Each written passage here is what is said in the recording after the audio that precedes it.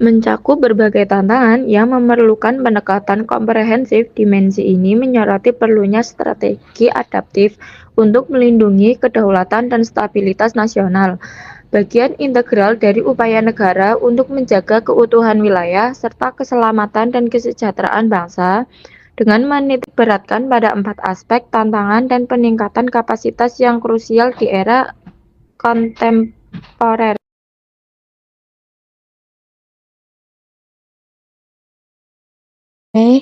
Izin menjelaskan tentang pengertian ancaman siber. Ancaman siber yaitu segala bentuk tindakan atau potensi serangan yang bermanfaat teknologi digital dan jaringan internet, yang biasanya itu terjadi untuk mengganggu atau mencuri data sistem informasi tanpa izin. Ancaman terjadi ketika pihak tertentu seperti di negara lain, kelompok-kelompok lain dengan menggunakan sistem pencurian tanpa izin, penipuan, atau hingga orang tersebut yang dihubungi dihipnotis agar dia tuh bisa mengambil akun kita sendiri. Misalnya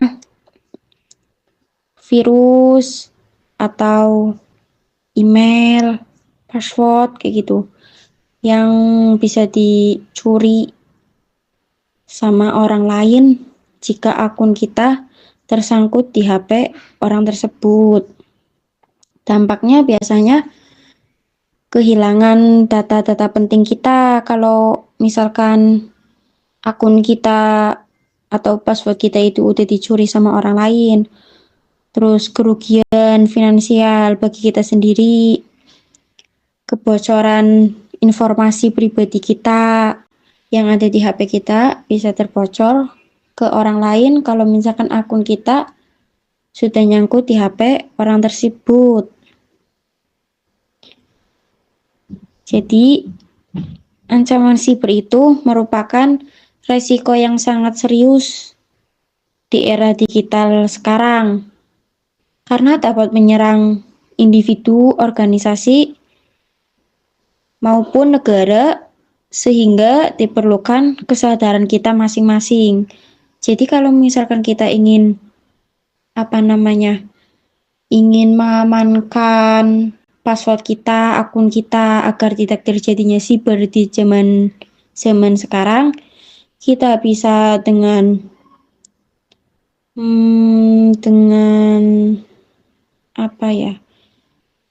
dengan inisiatif kita sendiri, kita mempersulit password akun kita agar tidak mudah diambil dengan orang lain tanpa izin. Jadi itu pengertian tentang ancaman siber dari kelompok kami. Pengertian dari kejahatan transnasional. Kejahatan transnasional adalah tindak kejahatan yang melibatkan lebih dari satu negara, baik dari segi pelaku, korban, lokasi kejadian, maupun dampaknya. Kejahatan ini melampaui batas wilayah negara sehingga penanganannya memerlukan kerjasama internasional. Ciri-ciri kejahatan transnasional melibatkan lintas negara, dilakukan oleh jaringan terorganisir, dan memanfaatkan teknologi dan sistem global. Jenis-jenis kejahatan transnasional: 1. Perdagangan narkotika internasional. 2. Perdagangan manusia, human trafficking. 3. Terorisme internasional. 4. Pencucian uang, money laundering. 5. Kejahatan siber, cybercrime. 6. Penyelundupan senjata dan barang ilegal. Dan ada juga dampak kejahatan transnasional, yaitu mengancam keamanan nasional, merugikan perekonomian negara, melanggar hak asasi manusia, dan merusak tatanan sosial masyarakat. Serta adanya upaya penanggulangan, yaitu kerjasama antar negara, Interpol, ASEAN, PBB, penegakan hukum yang tegas, peningkatan pengawasan perbatasan, dan edukasi dan peningkatan kesadaran masyarakat. Pengertian dari konflik horizontal. Konflik horizontal adalah konflik yang terjadi antar individu atau antar kelompok dalam masyarakat yang memiliki kedudukan setara, seperti konflik antar warga, antar suku, antar agama, atau antar kelompok sosial lainnya. Penyebab konflik horizontal yaitu 1. Perbedaan suku, agama, ras, dan budaya. 2. Kesenjangan sosial dan ekonomi. 3. Provokasi dan penyebaran hoaks. 4. Perebutan sumber daya, lahan pekerjaan, dan kekuasaan lokal. 5. Lemahnya penegakan hukum dan toleransi. Ada pula bentuk-bentuk konflik horizontal. 1. Tawuran antar kelompok. 2. Kerusuhan sosial. 3. Konflik antar suku atau antar agama.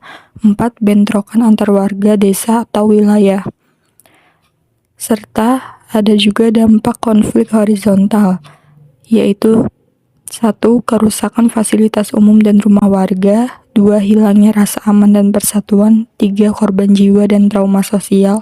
4. Terhambatnya pembangunan daerah. Dan yang terakhir, ada juga upaya pencegahan dan penyelesaiannya. 1. Dialog dan musyawarah antar kelompok. 2. Penegakan hukum yang adil. 3. Pendidikan toleransi dan kebinekaan. 4. Peran aktif tokoh masyarakat dan pemerintah.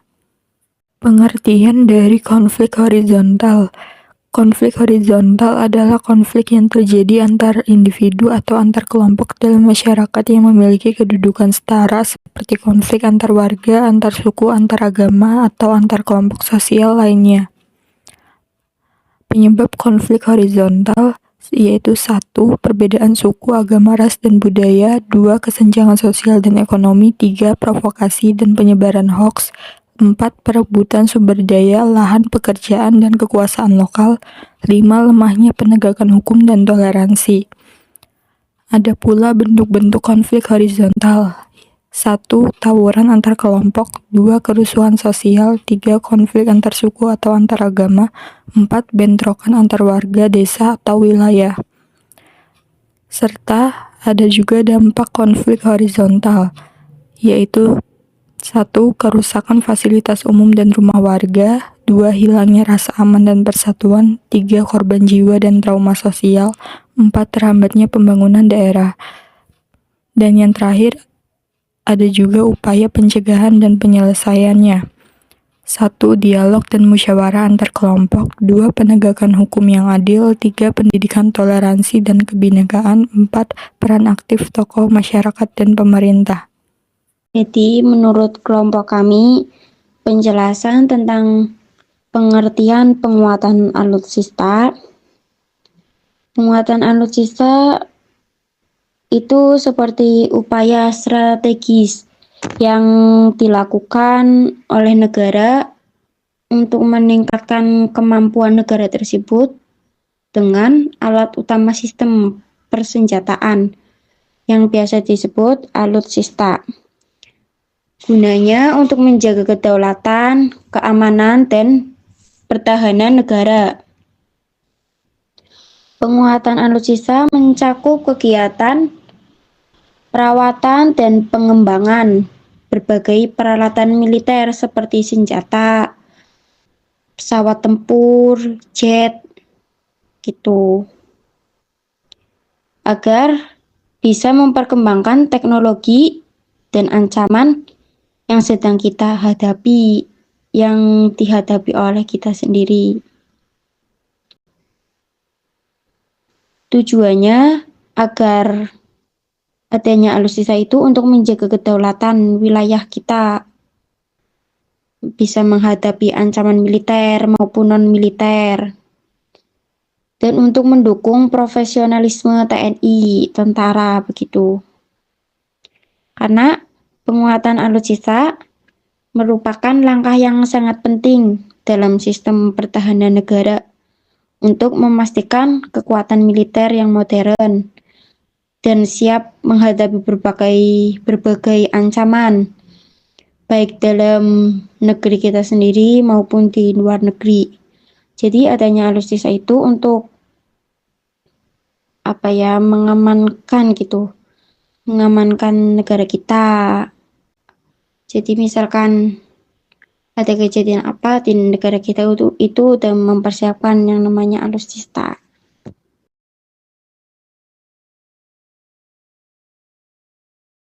Jawaban dari pertanyaan kelompok 1, yang pertama ada kelalaian karyawan, penggunaan password lemah, klik tautan phishing, atau memakai perangkat pribadi tanpa pengaman. Yang kedua, penyalahgunaan hak akses, karyawan memiliki akses lebih besar dari yang dibutuhkan.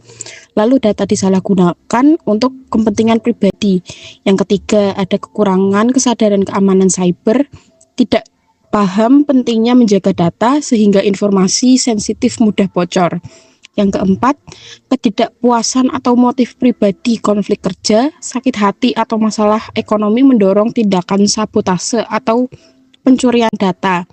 Yang kelima, pengawasan sistem yang lemah, tidak ada monitoring aktivitas internal, membuat pelanggaran sulit dideteksi.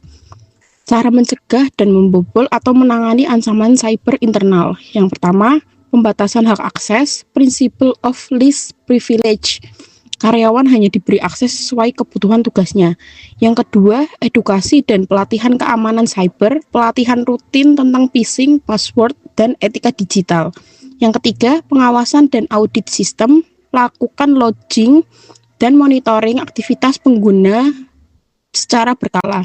Yang keempat, kebijakan dan sanksi tegas, aturan tertulis tentang keamanan data disertai konsekuensi hukum.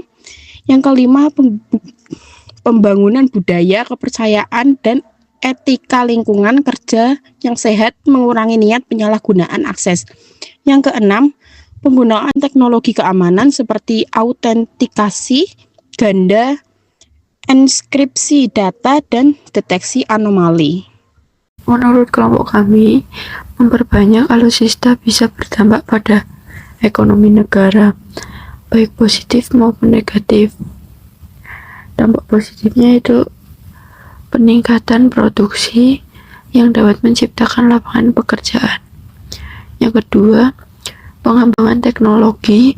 Pengembangan alutsista bisa mendorong inovasi teknologi. Yang ketiga itu meningkatkan keamanan. Alutsista yang kuat bisa meningkatkan keamanan nasional. Di sini juga ada dampak negatif. Yang pertama, biaya besar. Memperbanyak alutsista membutuhkan biaya yang besar. Yang kedua, ketergantungan pada impor.